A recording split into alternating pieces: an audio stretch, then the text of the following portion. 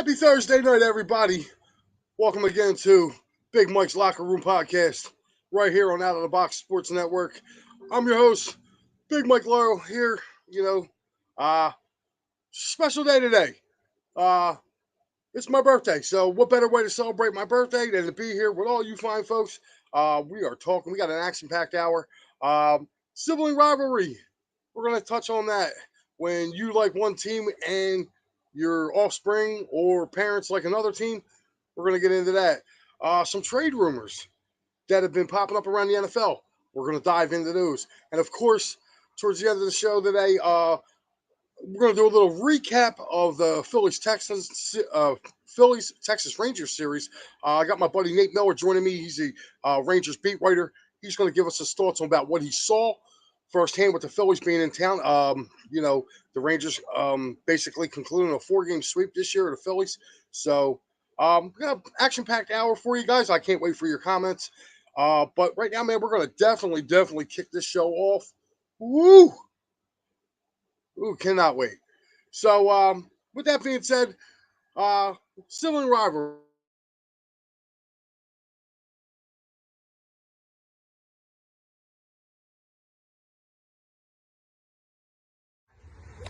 Hey, Dad, I just wanted to wish you a happy birthday. Hope you enjoyed your day today. Hopefully your weekend's a little bit better. I just want to thank you for being the father that you were and making me the man I am today. Thank you.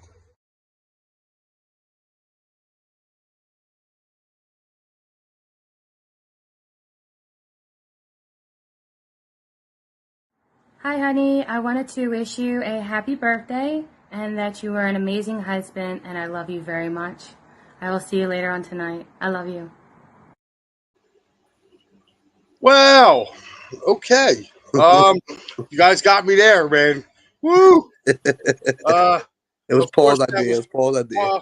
Here we go. Actually joining me now tonight on the show, my son Evan, who is a New York Giants fan.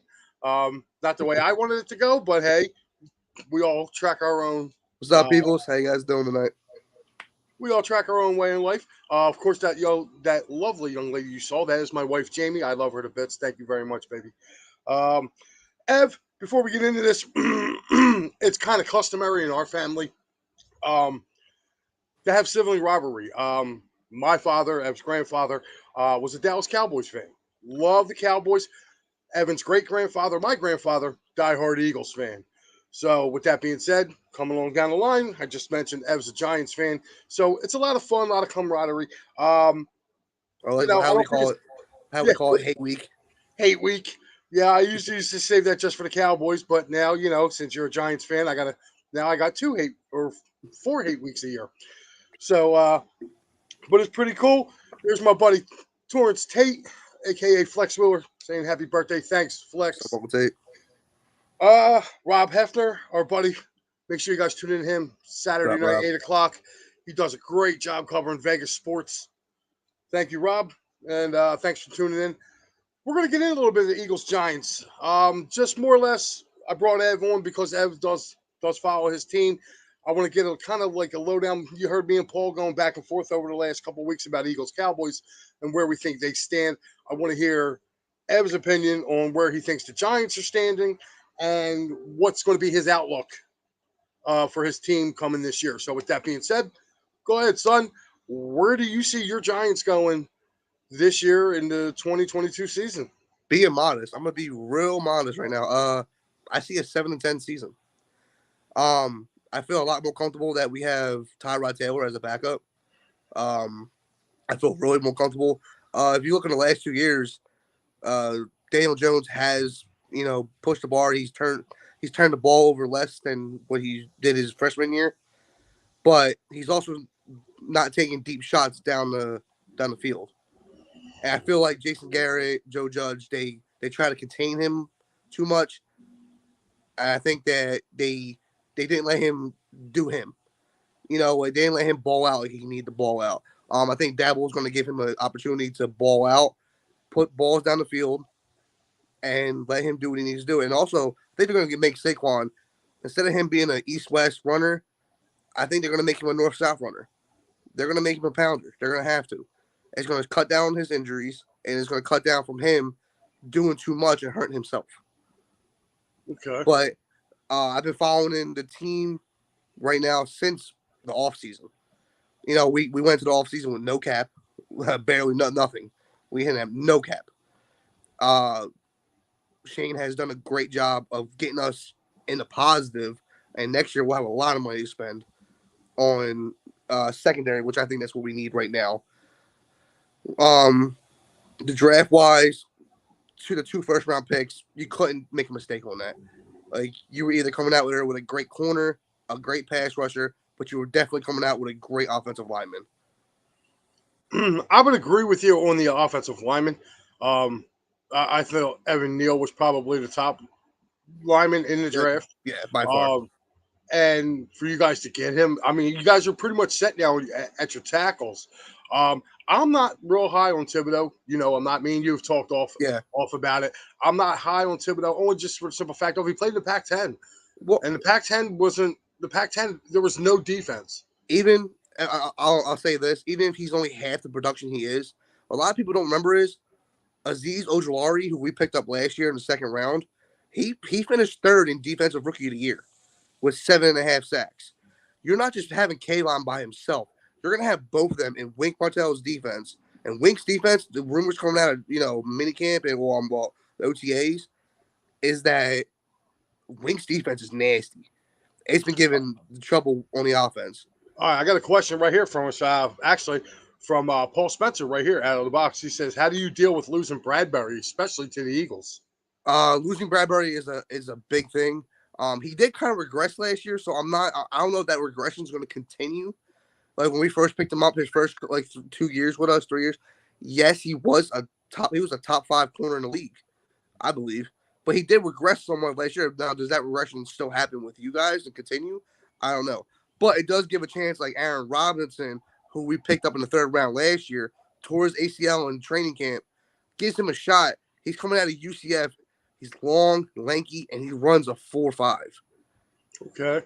And so it gives him a chance to get on that. We may have a stud in finding. The guy we picked up this year, we have a safety we picked up from Iowa. Another one, long, lanky, long arms, fast. So, we have, I think, our later round pickups were actually really good this year. I'm not sold on the Wan'Dale Robinson only because I think Darius Slayton had he had a regress year, but I think it wasn't all his fault. And everybody's I was just about to bring him up to you because he's been kind of trade rumors. I don't understand that. He was a stud coming out his first year. His second year, he kind of regressed a little bit. But also, you got to realize, like a lot of people, we didn't play well. But a lot of people forget, like, going into that Dallas game, yeah, we were 0-2. But before Jones got hurt, we were driving down the field. It was only 17-10. It didn't open up until Jones came out that game. And we lost. Galladay didn't play that game. We had 7 missing starters by halftime on the front on that Yeah, you guys got hit by the injury bug last year, and that was the thing. And Colt McCoy is not the best backup, but he proved that he could run that offense. I guess especially against Seattle a couple years ago, to trade him in for a Mike Glennon, that's what kind of like we don't have a solid backup behind Daniel. Tyrod Taylor can go out and win you games. Oh yeah, I agree with that. I felt like the Giants upgraded there. I don't think the Giants are going to be as bad as people think. I mean, I have them finishing 1 game behind Washington, and that's kind of like topsy turvy. Like it wouldn't surprise me. I don't think we're going to win the division. I don't think we're coming. Maybe 3rd or 4th. This is not our year to come out and say that. But I think I see a step up from Daniel Jones. Do we keep him? I don't think so. Do I think he got the rough end of the stick? Dude's had 3 offensive coordinators in 4 years. Right. Like people don't bring that up when they talk with him. They only bring up his turnovers. Like we were only 1 catch away from winning the division, and we wouldn't have been the first 7-9 team to win a division. Right. Everybody talks about the NFC least. Every division goes through this when every team is bad in some way. Yeah. I laugh when people say NFC least because it's the only division of football that every team in the division has a Super Bowl. I mean, granted, the Eagles were late to that party, but they finally joined the rest of the NFC, AFC West, which is the best division of football. Chargers don't have one. Chargers don't have one. The Raiders haven't won one in 20 years, and the Broncos haven't won one since the late 90s.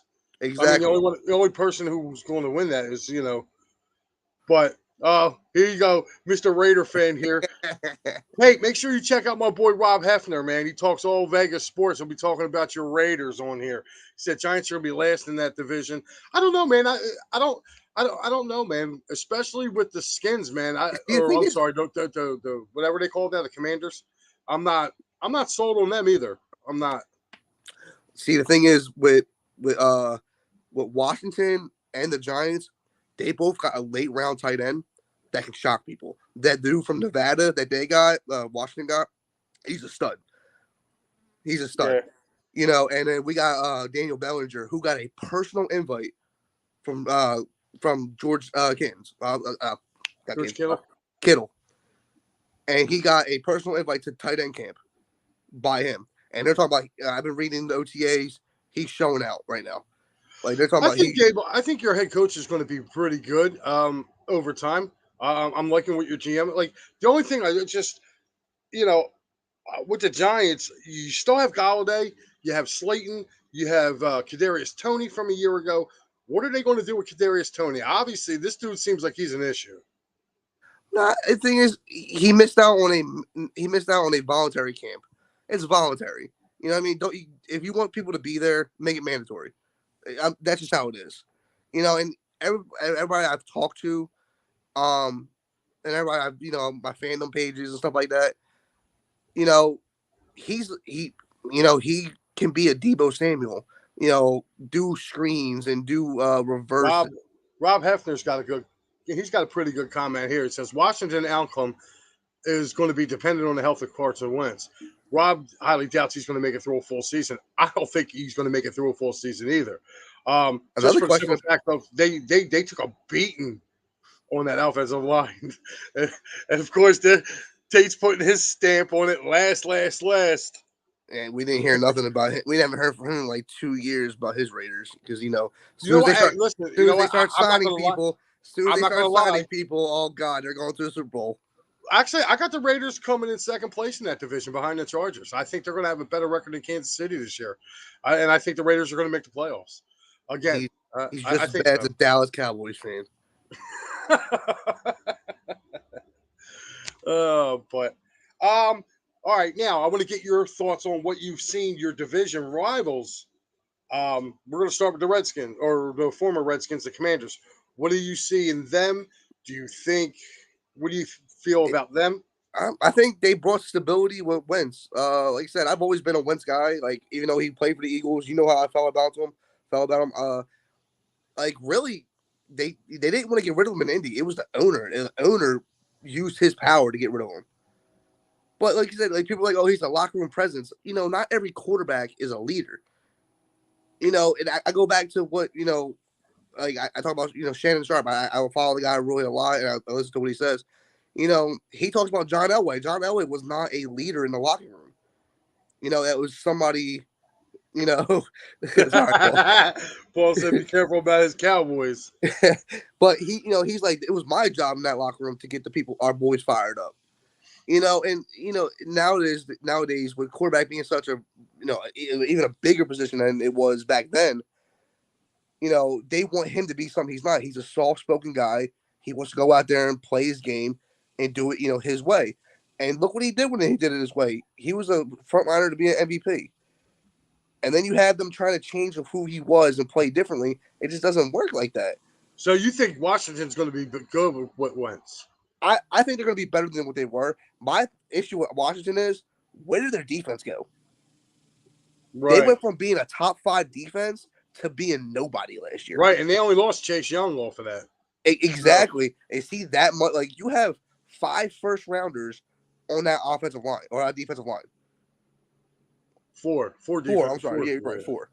You have 4 first rounders on that defensive line, and you're telling me you missed out on 1, and your team falls apart. Yeah, tell me about it. All right, so what do you now you know about that? What do you feel about the Cowboys? They haven't, with them losing Cedric Wilson, and with them, losing. I don't think they drafted well either. I really don't. they haven't done enough to. They've done enough to stay ahead. Yeah, we're talking the Cowboys. He's breaking down who he feels is doing in the division. So I'm getting a Giants fans' perspective on this one. They have done enough just to stay ahead, but I believe the rest of the division's catching up.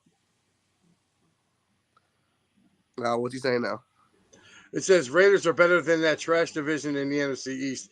Giants haven't been a thing since Plaxico Burress almost shot himself, shot off his nut.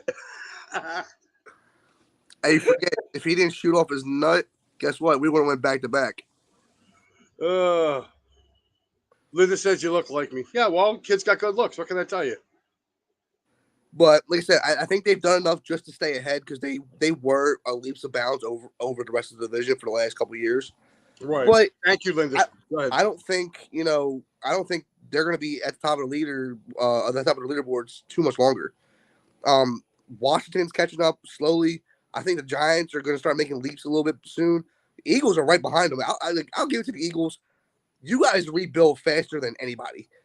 You get 2 years and you hit on all 8 rounds of your draft each year. I don't feel like we hit on every draft. I mean, speaking from an Eagles fan standpoint, I do like the kid that they drafted late. I think it was like their last pick, and that was the tight end that played with Hurts in Oklahoma. Yeah. He's kind of like a Zach Ertz type. And then they went out and they actually got the running back that used to play with Hurts too. Was it Brooks, I think his name is? Yeah. Kent Brooks or something like that. With Dable right now and Shane, they brought in a lot of people from Buffalo that are familiar with the system. I think that's going to speed up. Like I said, I can see 6-11, 7-10 for the Giants. Wow! I'm actually, my eyes are crossed. The Tate just picked them though. He said Eagles win the division, Giants in last place, Cowboys in second, Commanders in third. Oh my bad. This isn't Tate. Tate's then rolled over his grave right now, saying the Eagles are going to win the division. That's what I said. Hold on, somebody hacked Tate's Facebook. Yeah, he don't ever pick the Eagles to do anything. Even if they got a star-studded team, Tate'll be like they're coming in last. Yeah. So. Like I said, I think, they picked up a lot of good pieces. I didn't feel picking Wan'Dale Robinson in the second round was good for the Giants. I really don't, because you had Kadarius Toney. Why would you go pick up somebody? Yeah, I didn't understand that pick, but again, too, I look at it like this: Kadarius Toney's not Brian Dable's or Schoen's pick, so that's why I brought him up because, there was some rumblings last year that they were talking about maybe Mike moving this kid. I mean, that was a rumor. I believe that was a rumor because I had a few Giants insiders who worked, close to the training staff. They had a training staff. They were putting out false rumors because I'll tell you this: a lot of when Shane and Dable came in, there was a lot of Gettleman staff still there. Turns out one of Gettleman's staff was leaking information. Oh, okay. So they put out false narratives to see who was saying what. There was a Saquon rumor going around. I heard about that too, about them wanting to get rid of Saquon Barkley. Matter of fact, I think one of the rumors was Saquon going to Cleveland. No, what I heard was Saquon to Buffalo or Saquon. That's who it was. Yeah, I'm sorry. You're right. It was Buffalo. It was Saquon to Buffalo. Saquon goes to Buffalo, they're winning a chip. Dude, no, they wouldn't because they don't run the ball. They don't. But the thing is, Saquon is not a 20 to 30 carry a rusher a game. He's more like Buffalo don't run the ball. Buffalo throws the ball 50 times a game. Like they don't care. If they need somebody to run, Josh Allen runs. But all right, so I pretty much got it. What your gist of it. With that being said, so only ones left are your Eagles. Right. Well, I pretty much got the gist of what you. I mean, you said we retooled faster in 2 years. So yeah. So I'm going to give you my kind of pick looking at the Giants. Like I said, I think they're going to battle for last and third. I think they could flip Washington only because of the schedule. Like the Giants and the Cowboys got the easiest schedule in the NFL. And I think Washington's got the hardest schedule in the division. So Tate said, I said it earlier this year, I'm being pragmatic. Eagles win the division, but get bumped out in the playoffs in the first round. I don't know about first round. I think they win. I think they win one game this year. I think they take that. He said Saquon can't stay healthy. He's Yeah, gonna read Derek the other Carr blows part. out his knee. Evan, wait 5 years and you can get Eli's nephew Archie from Texas. I'm not It's waiting 5 years. amazing. We're waiting 4 years. He's coming out his 3rd year. There you go. Sucking instead of suck for luck, it's like tanning for Manning. Yeah, well, hear about him, man. Him turning down Georgia and Alabama to go to Yeah. Texas. That Yeah. NIL money's speaking right now. Yeah. I That's think crazy. that it was rumors though that he wasn't impressed with Alabama, and dude, since the NIL, Saban has not been able to pick any of the top recruits up. No, because now these kids are getting money to go to college, to go play college. It's nuts. The Archie one thing, Manning's going to be a millionaire before his on his 18th birthday. well, there's rumors. You know why? Like they're like, why didn't Peyton Manning or Eli Manning ever take a pay cut to play? There's rumors that they're trying to put their money together to buy a football team. They're looking to buy. The Manning family is looking to buy a franchise. I could see them trying to buy the Saints. They're from there. I don't see them buy. They could buy the Saints, but then again, New Orleans is a headache in its own. Like I know, but I'm just saying they're from there. Their dad played there. I can see them trying to buy. All right, kid. Well, it was great having you. So you go enjoy the rest of your night. You enjoy the rest of your night. Happy birthday. I love you, and your Giants stink. I'm still gonna say it. Shut up, pigeons. All right, man. All right, guys. That's my kid. He's gonna be going off here. Love him to death. He's like his old man. When he comes out, he follows his team. He follows it hard. But next thing I want to get into is there were some really, really interesting trade scenarios that I came across the other day coming from there was a couple of them from Pro Football Focus. There was a couple these online these YouTube podcasters. There was the one that does the NFL one, and I went through some of theirs. They were bringing up some of the trade rumors that could happen after mandatory camp. So I just wanted to dive into them. We're going to start out with the formation New York Giants. Actually, one of the rumors is Chuck Clark, the safety from the Baltimore Ravens, being sent to the New York Giants in exchange for Darius Slayton and a 2023 seventh round draft pick. Whew. I could see where that would work, especially for both teams.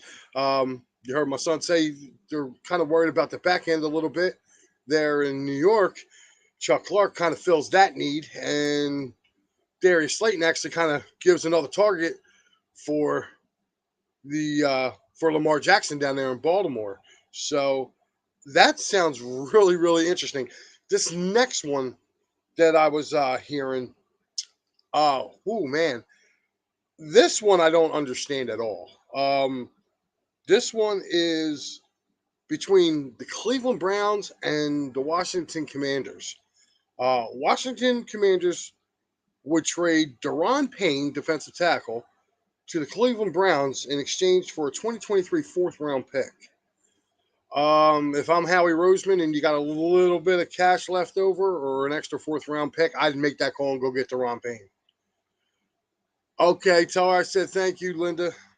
Tell her I said thank you. Yeah, Daron Payne's I think he's a very good defensive tackle. Always disruptive, really good against the run. And if you could get him here, maybe in that rotation, in that tackle rotation with Leonard Williams, Jordan Davis, Hargraves, and Fletcher Cox. If they were able to pick up Daron Payne for a fourth round pick, I mean, I would definitely give it a try. This next one. Uh, Another one is another real good defensive lineman, Clean Farrell from the Las Vegas Raiders.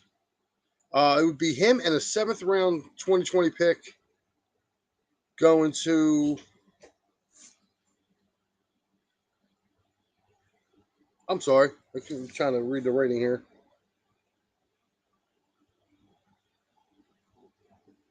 Oh, yeah. It would be the Raiders trading a. The Raiders would be trading Colleen Farrell and a seventh round pick to Carolina for a fifth round draft pick. That right there, that could help. Matt Rule's got a pretty good defense down there in Carolina.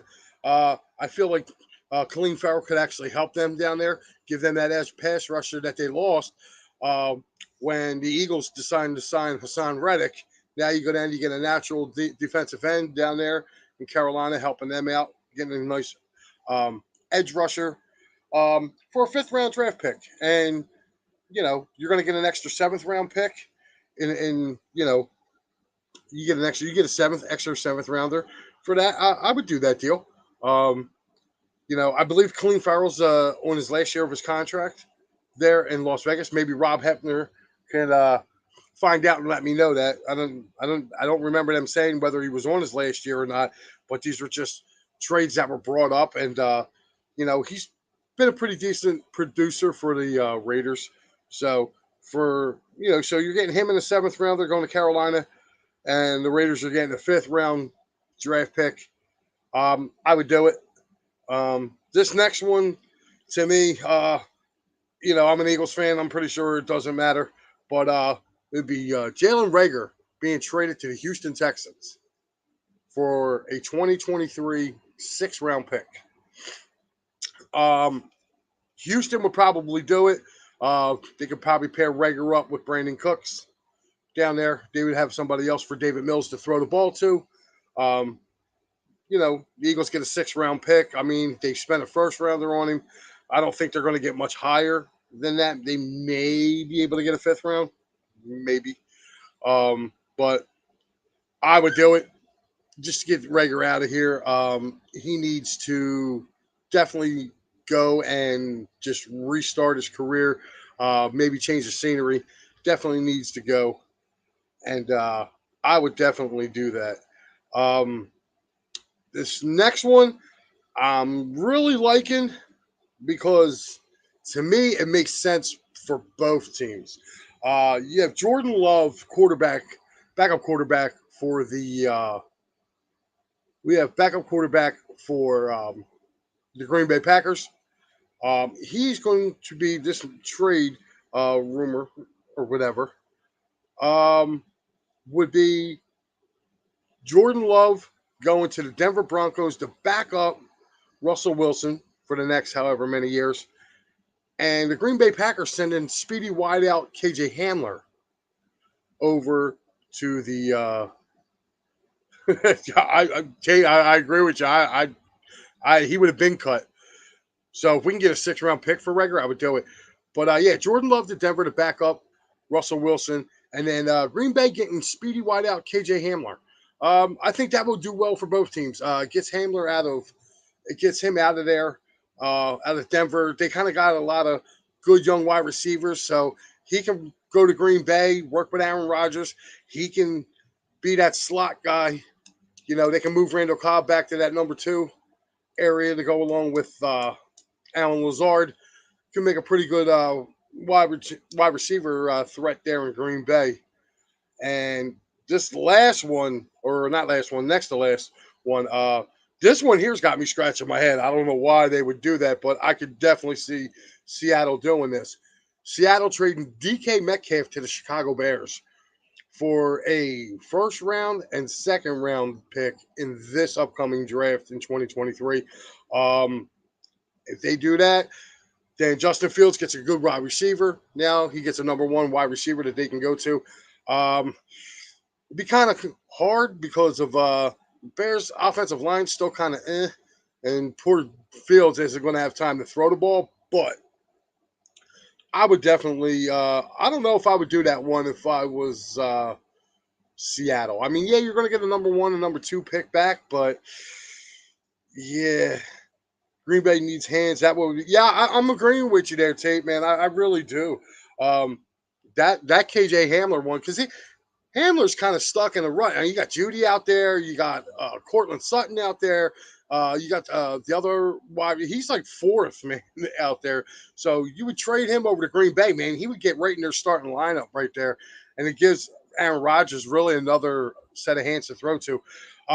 This DK Metcalf one though to Chicago, I don't know, man. I mean, if Chicago wants to give up a first and a second, I don't know if they're going to give up a first and a second for DK. I could see them maybe giving up maybe a 1-1, but they're not going to give up a 1 and a 2. I think that's just a little too much for DK. He's not really going to put them over the hump considering they have so many other holes in Chicago.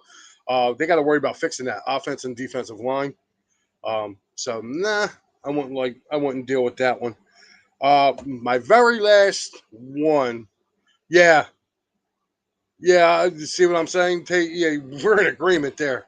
I can't see that. My very last one that I have, and this is something I could see the Eagles doing. It is the Eagles and the Cleveland Browns trading. The Eagles sending Andre Dillard and a 7th-round draft pick to the Cleveland Browns for Kareem Hunt. I can see that happening. I don't know if it will, but it could. Cleveland needs offensive line help. Kareem Hunt is basically, he's Nick Chubb's backup. He gives him a blow. Hunt can catch the ball out of the backfield, which is, if you can do that, the Eagles are definitely in on you.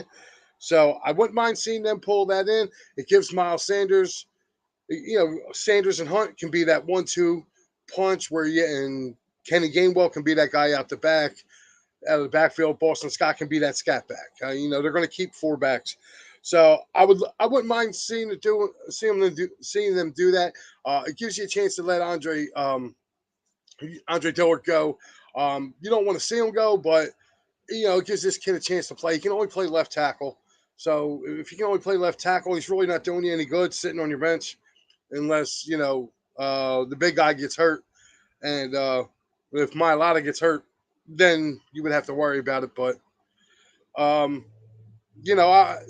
could see him doing that, but it really all depends too. With Jordan Howard's situation, there's talks about they may be bringing him back again.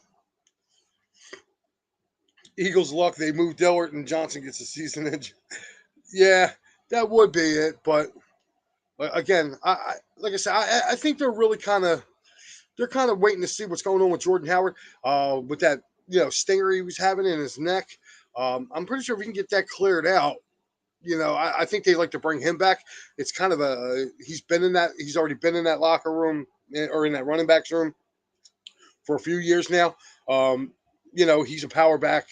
So, and you could probably get him cheaper than Kareem Hunt, and you could still keep Dillard as an insurance policy. So I'm kind of 50-50 on that trade there. So that pretty much gets done with the trades. Now we're going to move on to baseball. If you're a Titans fan, man, last 2 days were kind of rough. But I actually have somebody who's going to tell me about the team they were playing.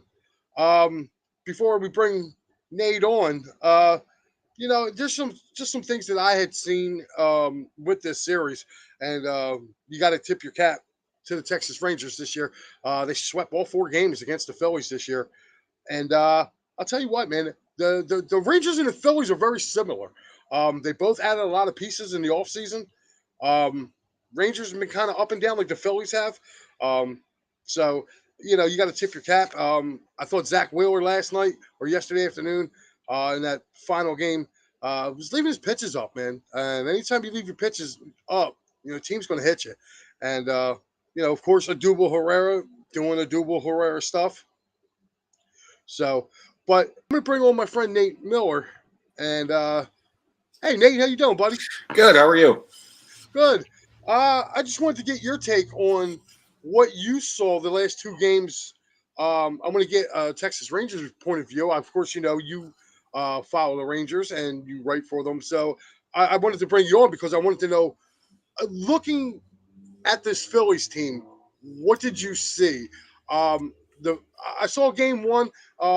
I could say from a Phillies fan standpoint, Gibson wasn't bad. It looked like he's been all year. He gets through the first couple innings, and then all of a sudden he just kind of hits a wall. Yeah. And it was fun watching Gibson pitch again. He was a former Ranger, And I just kind of like I looked at the lineup card. I'm like, Kyle Gibson, what's he doing here? I forgot for a second that he played for Philly, and that was a fun series. I mean, not just because the Rangers swept the Phillies, but it was just kind of a fun series because you saw a little bit of everything in this series. You saw power, you saw small ball, you saw RBIs, you saw pitching, you just saw it all. And I was a little disappointed the first game, and I think the fans were as well because they didn't get to see Bryce Harper. He was out of the lineup with that infected finger. And the second game, I think he singled and he walked. Yeah. So I kind of felt bad for the fans that kind of paid admission price to come see him. But I mean, everybody has their off days. Yeah, and Castellanos for us kind of went cold. Yeah. Yeah, like he just found the wrong time really to get cold. My partner on Devro, Pat Bernard, I love him to death. But I was watching him last night, and I pretty much got to go get him a dog so he can cuddle it because he's all in crazy mode. I can't be in crazy mode to the end of June. Sure. It's got to be after the All-Star break for me before I start panicking. From what I see with this Rangers team, I feel like the Rangers and Phillies are very kind of similar. They both had a lot of, like I said, both had a lot of new pieces come in, and I think it's taken time. Yeah. Where do you see the Rangers possibly trying to get in the postseason in the AL? I feel a lot better about it now than I did in April. Okay. I don't know if it's going to happen or not. I hope it does because it would be fun to write about. It would be like the first time I've had a chance to write about postseason baseball, as opposed to just regular season baseball. And like I said, I don't know for sure if it's going to happen, but they have a lot better chance now. They're only 3 games under 500. There's still a lot of baseball left to be played. There's 2 weeks left in July, or July leading up to the All-Star break, and that's going to. I was about to say to you, Nate, Pat Bernard says hello to us, and I'm glad Pat's here. Pat, I got you a dog. You're so scared about what's going on with the Phillies. Your dog is being sent to you. You're going to hug him and love him, and you don't have to worry about any more of the Phillies. I mean, God, if you would have thought the Phillies were in last place last night hearing these guys talk. And this is what's great. I feel like both the Phillies and the Texans and the Rangers are kind of almost the same team almost. Like I said, a lot of new moving parts. He can hit for power. Yep. We don't play small ball here in Philly. I'm going to let you know that now. It's doubles. It's doubles and home runs and getting on base. I have to take partial credit for the afternoon that Kyle Seager had yesterday because he rubbed my head during batting, or Corey Seager, my bad. He rubbed my head during batting practice. Oh, so it was your fault. All right, thanks. Thanks a lot. But it's okay though. Listen, I like hearing different teams' point of view. I always, here we go. The Braves guy. You got to love these guys. They just want to chime in and just turn the wheel a little bit. That's all right. We got the Braves coming up. But as far as the Rangers go, honestly, do you see them like are they in third place right in your division now? They're in second. Second place. Okay. Yep. So do you feel like they can probably close the gap on Houston in your division? It's going to be tough. They've struggled against Houston this year, but anything's possible. I mean, well, I know the Angels are kind of a mess. I seen them when they were here, and they kind of did what we did. They got rid of their manager. They fired Joe Madden. Yep. The team that's surprising me, in that division is the Mariners. I thought they'd be a lot better. Yeah. Mm-hmm. You know what I mean? I thought they would be a lot better and more competing wise. Oakland, I saw them opening day, and that's just they're a AAA team wearing major league clothes. So you saw them on opening day. So you were one of about 1,100 people that saw them? No. They came to Philly. We had a packed house. Oh, okay. I got you. For a second, I thought you were seeing them in Oakland. My bad. Yeah, but those Seager brothers, man. I'll tell you what. I'm glad to see that that the Rangers are doing. Yeah, I think they're doing well. I think they can be in that playoff hunt in the AL. I mean, the Yankees are running away with the East. Yeah. Oh, you yeah. have Nobody's going to catch them. yeah, nobody's going to catch them. I mean, the Central, you got a couple teams. You got Minnesota, Chicago. Yeah. And that's it. Pat, go get your dog and go hide. The Phillies are coming back to earth. This is what I love about this. That right there, what you're seeing with Pat Bernard, that is a typical Philadelphia fan right there. When the high is high and everything's running great, when the low is low, oh my God. I mean, as talking to a guy who writes for baseball, if your team goes 18-5 in 23 games, you guys would sign up for that, wouldn't you? Yeah, I would. That's what I'm saying. The Eagles, they're just the Phillies are 18-5 over their last 23 games. I'll take that in a 23 game stretch. Uh-huh. There's going to be some times like it's the ebb and flows of baseball. Yeah. I think the Phillies are going to be there. I told people since the beginning of I've been telling people since the beginning of May that the Mets are going to collapse, and Houston just swept them. Uh-huh. And the Braves are catching. I kept telling people, watch out for the Braves. I think the Braves are going to be there. But as far as I want to know what you're feeling on these Rangers. Do you think they can make the postseason? And if they do, can they make a deep run? I think they can at least get to the first round. Okay. Are you talking first round, like past the wild card? Like past okay, so you're talking about the NLDS, the division series. Yes. And really it just depends on who they're playing, if they can make it past that series. And really, I mean, they're in good shape right now, and we have the Angels to thank for that because they're just Yeah, them and Oakland. I mean, you guys are really just you got two soft teams there. I mean, really, we just have to worry about Houston and Seattle. And Seattle is, kind of rocking the boat a little bit too. Yeah. The funny thing is what really kind of interests me, though, Nate, and I want to bring it up to you, is the late trade deadline this year. Mm-hmm. Trade deadline's August 2nd this year. Yes. I thought it was kind of late. It's usually like towards the end of July. It's probably like a week later now this year. Usually it's July 31st. Now it's July 31st. Yeah, so, all right. So it's a couple days later then. Yeah. Do you see the Rangers making any moves? That's a good question. They made a move today. They traded Willie Calhoun to the San Francisco Giants for Steven Dugar. Yeah. Okay. So it's basically outfielder for outfielder and cash considerations to the Rangers. We kind of thought that was going to happen because Calhoun had been DFA'd. So he's been down at AAA for the Rangers, and he didn't like that. So he requested a trade. So he got that request granted, and now he's with the Giants. I don't know if they'll make any more moves. They might go after a pitcher or two, and maybe a bat.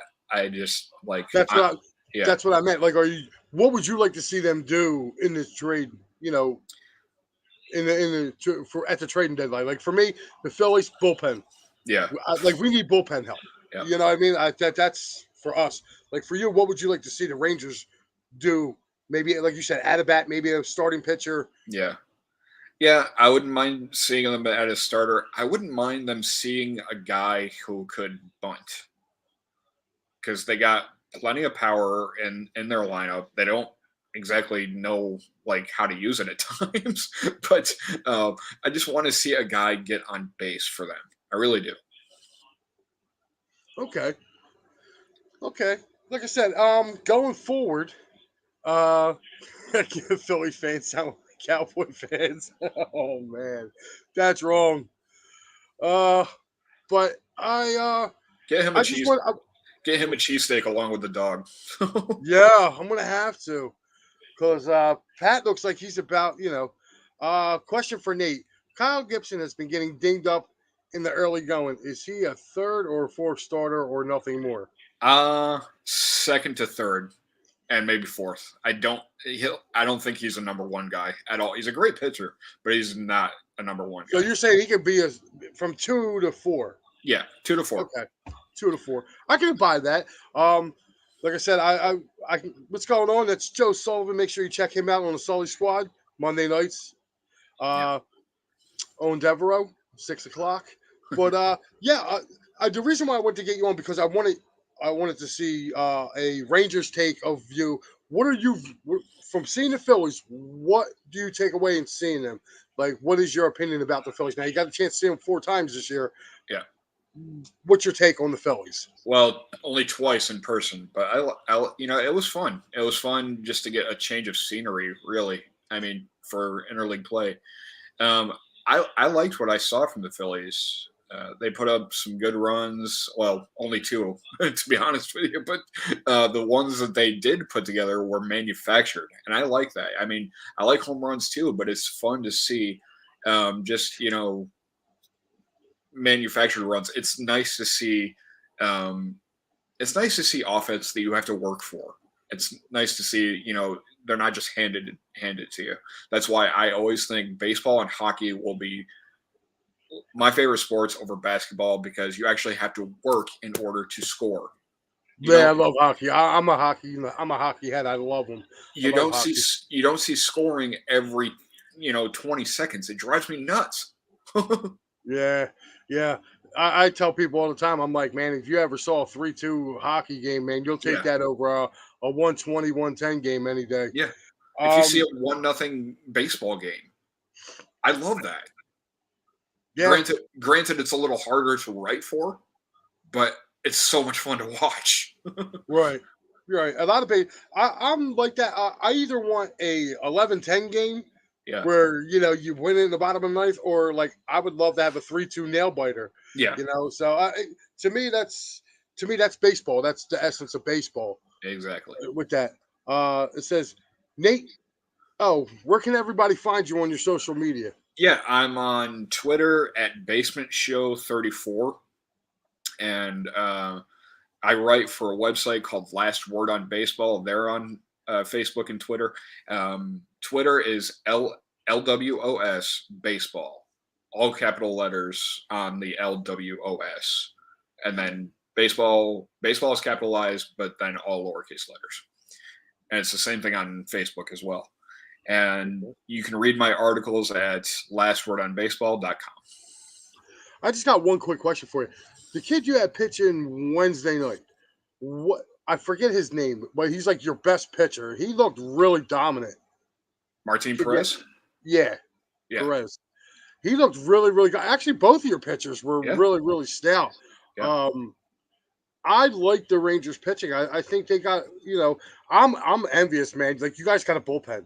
Yeah. Like, we don't have a bullpen here. But I like your overall stance, and I appreciate you coming on with us. No problem.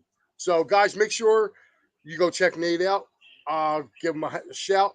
Anything you need to know about Texas Rangers baseball, my man will definitely be there to let you know, and make sure you give him a good follow. Nate, I appreciate you taking time out and come on with us today. Thank you. All right, there you go.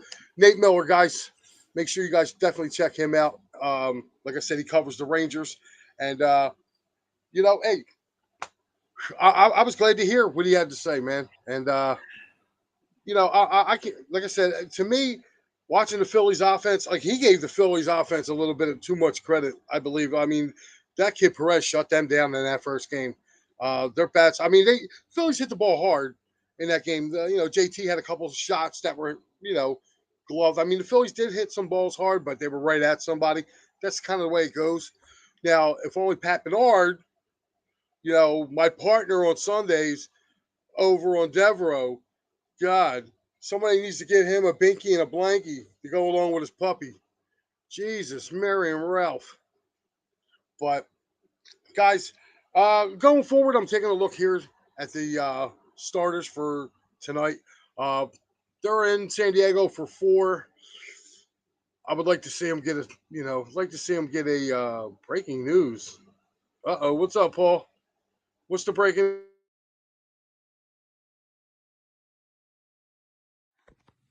Hey everyone, it's Joey. You can catch me live every Saturday morning, 8 a.m.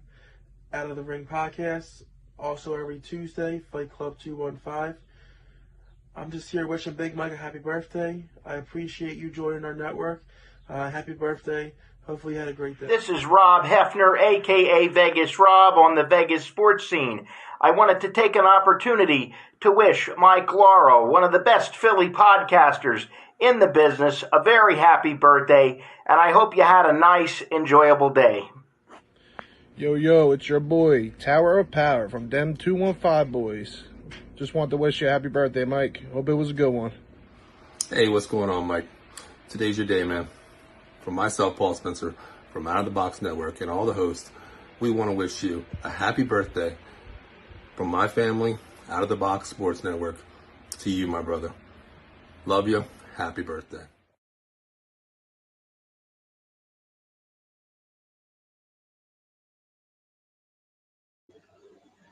Wow. Me and Paul, are you there? Because I know you're there. Yeah.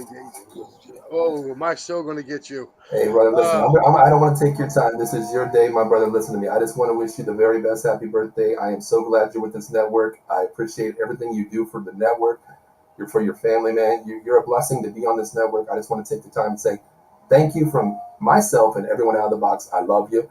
Happy birthday, my brother. I don't want to take your time. I really appreciate it. I appreciate it.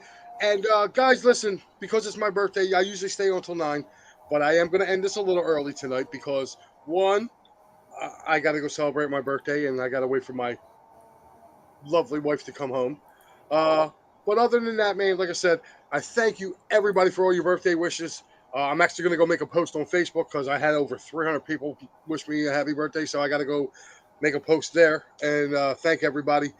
But, guys, make sure you tune in to all the shows on Out of the Box. You got Joey's wrestling show. Was it outside the ring? Yeah, it's outside. It's at the bottom there, Mike. What's that?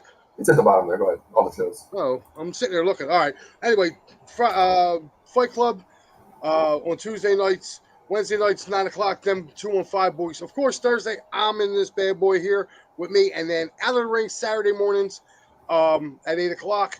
Saturday night, 8 o'clock. You know, you got to make sure you check out the Vegas sports scene with my boy Rob Hefner. All everybody at Out of the Box Sports, I'm going to give some love over to all my boys over at Devereaux Sports. You can catch me there 9 a.m. Sunday morning. Me and the Gobbler, I'm going to bring a dog and a blanket and a binky so he can be okay about the Phillies. Other than that, you guys have a great night. Paul, I love you guys to death. Again, thank you again for all the birthday wishes. You make an old man feel good. And I will see you guys Sunday morning over on Devereaux. But make sure you guys keep it locked in here as well. See you guys then. Happy birthday, Mike. Have a good one.